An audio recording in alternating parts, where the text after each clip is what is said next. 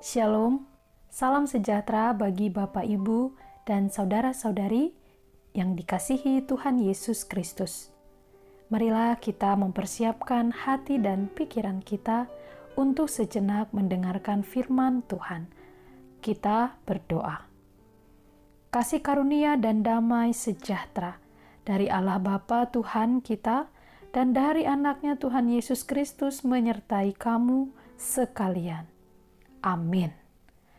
Firman Tuhan yang akan kita renungkan pada hari ini tertulis di dalam kitab Mazmur pasal 86 ayat 11.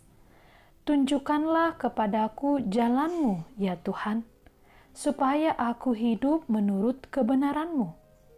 Bulatkanlah hatiku untuk takut akan nama-Mu. Demikianlah firman Tuhan. Bapak, Ibu, dan saudara-saudari yang dikasihi Tuhan Yesus Kristus, dalam kehidupan sehari-hari kita acap kali diperhadapkan dengan situasi yang menekan.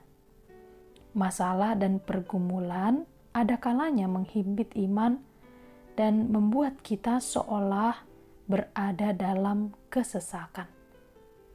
Dalam kondisi seperti ini, tidak sedikit orang yang menjadi berputus asa. Lalu apakah yang harus kita lakukan ketika kita di dalam kesesakan agar kita tidak putus asa? Sama seperti manusia pada umumnya, Daud pun pernah mengalami pergumulan dan penderitaan di dalam hidupnya. Dia pernah berada dalam beratnya kesesakan.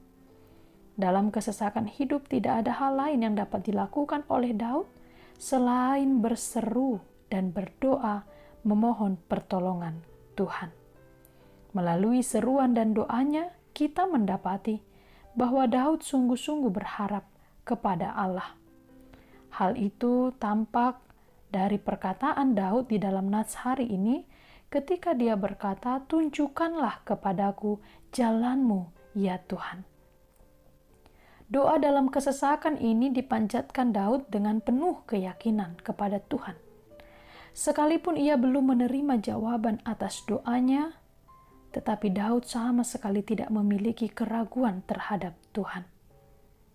Keyakinan Daud ini bukan sekedar optimisme naif, melainkan sebuah pernyataan iman yang memiliki dasar kuat, yaitu karena tidak ada yang dapat bertindak secara ajaib dan mulia selain Tuhan yang dia percayai.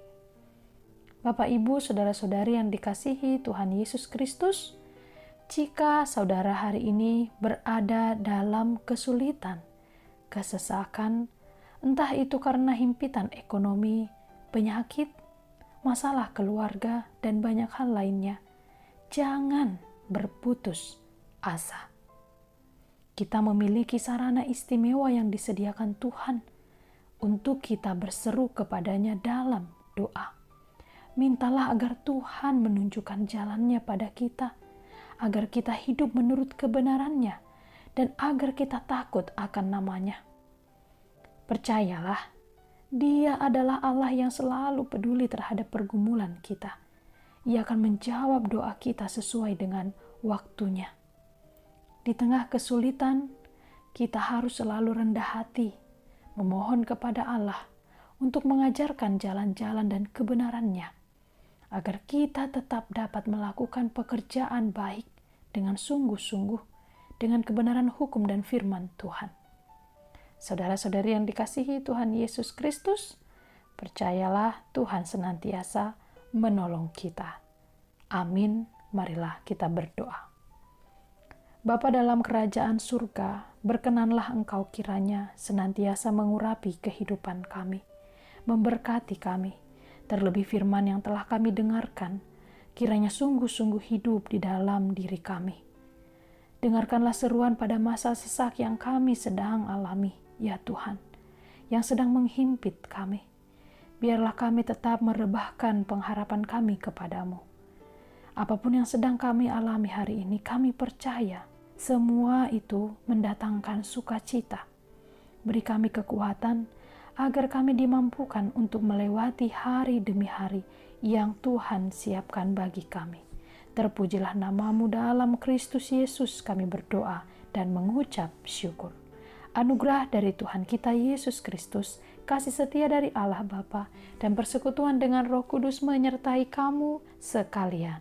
Amin.